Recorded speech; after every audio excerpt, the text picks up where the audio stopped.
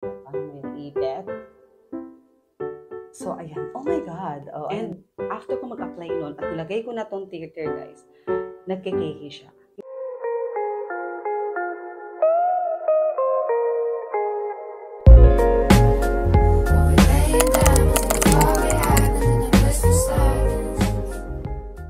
Hey guys! Ayan, welcome back sa ating channel. And finally, nakapagsalita din tayo. So, get ready with me kasi pumunta tayo ngayon sa work. And may time pa naman ako. So, gusto ko lang i-share sa inyo itong theater na to. Meron ako nito in a shade of natural ivory. So, shoutout kay Roland kasi siya yung nagbigay sa akin nito.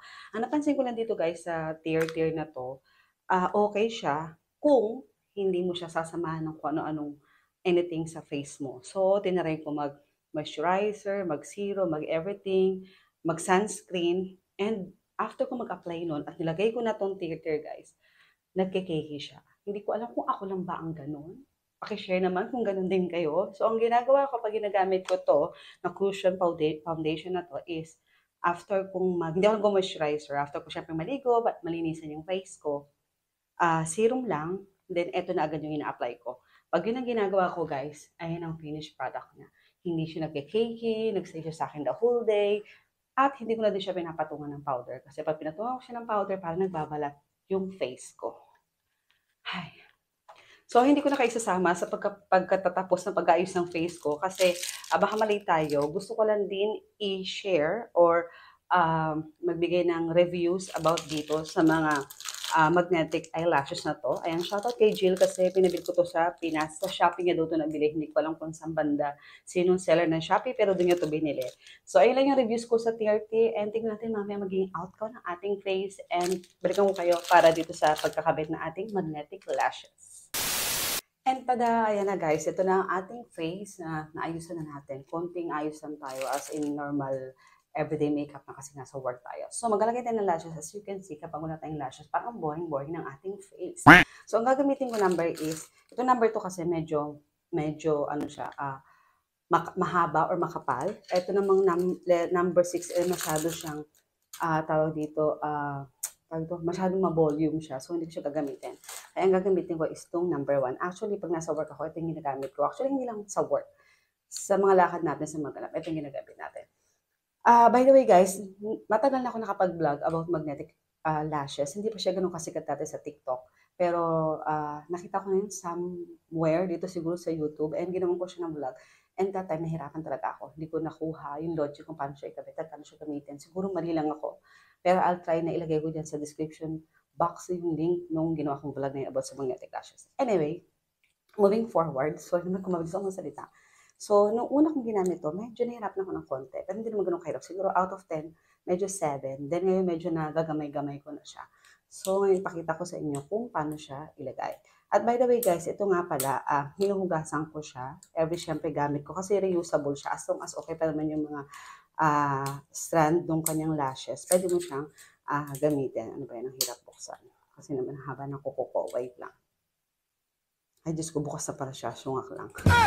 Anyway, ganito yung tsura niya. So, may magnetic din siya na kinakabitan dun sa loob na kulay itim. Yan, kung nakikita ninyo. Ayan, dyan. Meron siya magnetic dito. Parang dun siya ididikit.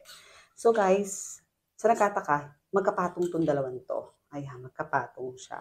Para matanggal nyo siya, kailangan siya medyo parang i-ganon. I-snap ng ganon para maghiwalay yung magnet niya. Ay, malagay nyo siya sa inyong lashes. So, pag natanggal nyo na siya, ganito magiging itsura niya. Tada! So, dalawang lashes na yan. Sana nakikita niyo. Ayan. So, yung medyo, tawag dito, magaspang ang, tama ba? Magaspang ang ilalagay dun sa taas. Pero hindi, sige kasi, tinandaan ko kasi pagkakabit niya nung unang beses ko siyang binuksan. So, kung ano yung medyo magaspang, yun yung nandun sa may taas. As you can see, itong parang tweezer na to, meron niya nakalagay na up and down. So, doon natin siya ilalagay. By the way guys, ginupit ko nga pala to kasi sobrang haba nito nung time na bago pa lang shot.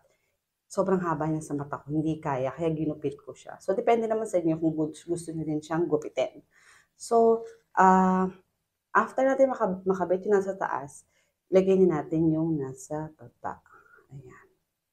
So, ganyan. Ayusin lang din natin accordingly. So, ganyan ang magiging itsura niya, guys. So, ginamit ko yung G2. Oh my God, alam ko mahaba to sobra. Pero tingnan natin kasi ayokong gamitin. Medyo nahulog siya. Hindi naman siya nadumihan sa part na madumi nahulog. Pero, syempre, dapat unahin natin yung sanitize siya para hindi maapektuhan yung mata natin. Hindi tayo ma-infection. So, ganito yung tsura niya. Nasa loob ng parang tweezer yung hair, as you can see. Ayan. Diba, nasa loob. So, ganyan. Then, ilagay mo na siya sa eyes niyo. Dapat talagang yung white na to na tweezer nandun sa dulo ng eyes niyo. So, ganito ang mangyayari. Parang salamin para makita ninyo. Madali lang siya guys gawin kapag medyo sanay na kayo. Pero pag sa umpisa talagang mahirap siyang gawin. So, much better din pala kung i-curl nyo muna yung lashes niya para mas kumabit. So, ayan. As you can see, di ba? Hindi nakabit na maayos yung sa gilid. Yeah. Ganyan na nangyayari na normal sa everyday na gagamitin mo siya. So, ganyan siya guys. Pag twist yung ganun, magdidikit siya. Ngayon, kung hindi siya magdikit guys, may tendency na baligtad yung lashes ninyo. Siguro yung magaspang or yung makintab yung nandun sa ilalim. Something ganon. Mafi-figure out nyo yan pagka tinry nyo. So, ulitin natin.